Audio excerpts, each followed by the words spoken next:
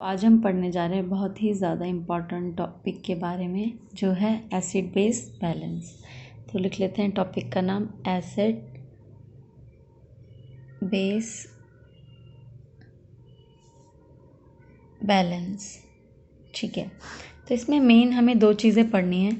पहली है respiratory condition में जो भी एसिडोसिस एल्कलोसिस के बारे में। दूसरी चीज़ है हमारी मेटाबॉलिक एसिडोसिस एल्कलोसिस से रिलेटेड। तो अभी मैं इसको आपको शॉर्ट में समझा रही हूँ, एग्ज़ाम पॉइंट ऑफ व्यू से जितना आपको समझ में आ जाए क्लियरली। देखिए, एक निमोनिक हम याद रखते हैं सबसे पहले ROME, दैट इज़ रोम। रोम से हम क्या याद रख सकते हैं? R for respiratory, O for opposite. इसका मतलब क्या हुआ? अगर हम रेस्पिरेटरी की कोई बोल रहे हैं, जैसे रेस्पिरेटरी एसिडोसिस या एल्कलोसिस, तो उसमें क्या होगा?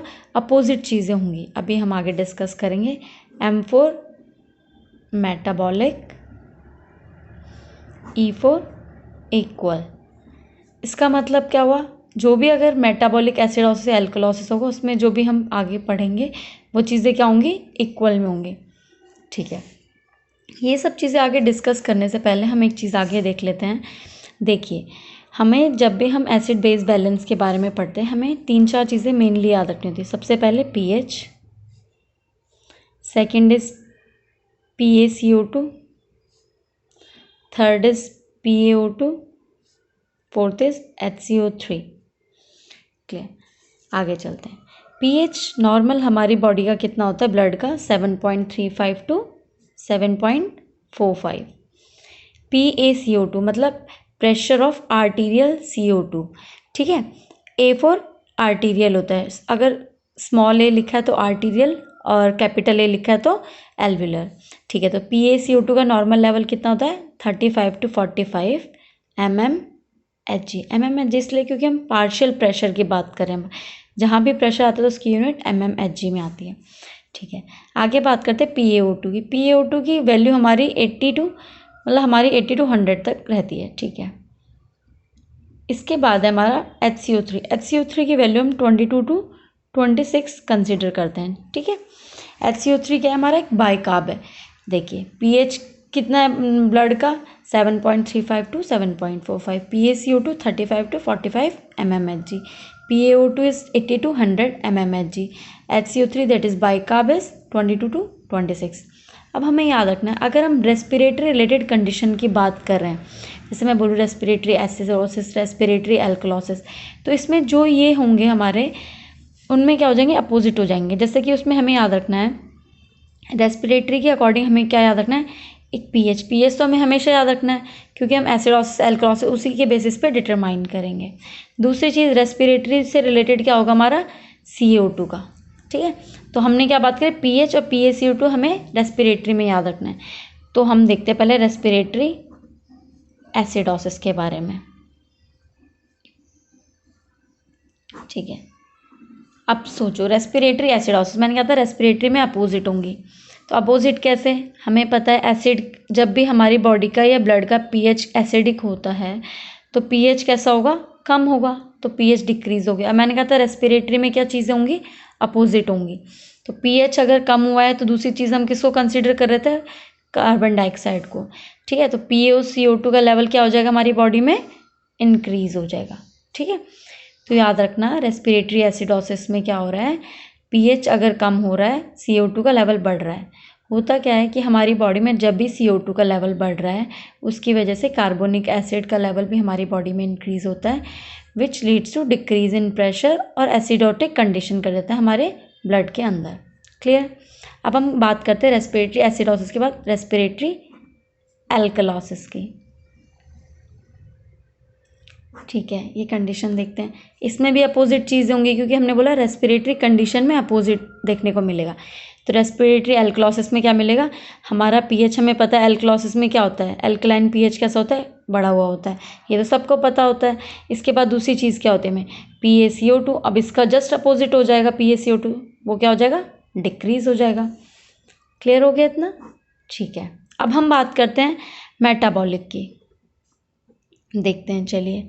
मेटाबॉलिक एसिडोसिस देख लेते हैं सबसे पहले। Metabolic acidosis, metabolic related to जो भी मेटाबॉलिक उससे रिलेटेड है हमारा, और एसिडोसिस मतलब हमारा एसिडोसिस क्या होता है, पीएच डिक्रीज होता है। ठीक है, तो पीएच क्या हो गया हमारा, कम हो गया, हमें पता चल गया। ठीक है, एसिडोसिस से। अब बाकी हम देखते हैं मेटाबॉलिक। मेटाबॉलिक में हम क्या कंसीडर करेंगे, pH and HCO3 that is bicarb. ठीक है, तो अब हमने बोला था मेटाबॉलिक में चीज़ें क्या हो रही हैं, इक्वल हो रही हैं। इक्वल तो मतलब पीएच भी अगर कम होगा तो बाइकार्ब भी हमारा क्या देखने को मिलेगा, डिक्रीज। क्लियर इतना? ठीक है, पीएच कम हो रहा है तो बाइकार्ब भी कम हो रहा है हमारा। ठीक है, मतलब बाइकार्ब कम होंगे तो हमारी बॉडी में पीएच का लेवल भी कम हो जाए, क्योंकि बाइकार्ब्स हमारे क्या बनाते हैं, बफर बनाता है हमारा। ठीक है, दूसरा पॉइंट हम देखते हैं, मेटाबॉलिक एल्कलॉसिस।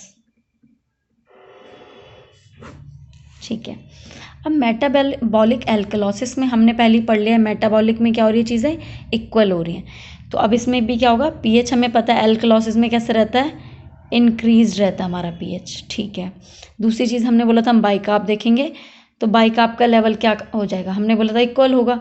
इक्वल मतलब पीएच भी बढ़ गया तो बाइकार्ब का लेवल भी इंक्रीज देखने को मिलेगा। तो गाइस आज हमने पढ़ा एसिड बेस बैलेंस के बारे में। एसिड बेस बैलेंस में हमने दो चीज़ें देखी, रेस्पिरेटरी और मेटाबॉलिक। ठीक है, इसमें हमने एक निमोनिक देखा दैट इज़ रोम। रोम से क्या है, ROME। आर से रेस्पिरेटरी, ओ से अपोजिट, मतलब जो भी रेस्पिरेटरी कंडीशन होंगी उसमें दोनों जो भी वैल्यूज़ लेंगे हम वो अपोजिट होंगी। ठीक है, अब आए एम से मेटाबॉलिक, ई से इक्वल। तो जो भी मेटाबॉलिक कंडीशन होंगी उसमें दोनों जो भी हम पैरामीटर्स लेंगे वो इक्वल होंगे। ठीक है, फिर हमने देखा नॉर्मल पीएच कितना होता है, 7.35 टू 7.45। देन हमने देखा PaCO2 का लेवल कितना होता है, 35 टू 45 mmHg। फिर हमने देखा PaO2 का लेवल कितना होता है नॉर्मल, 80 टू 100 mmHg।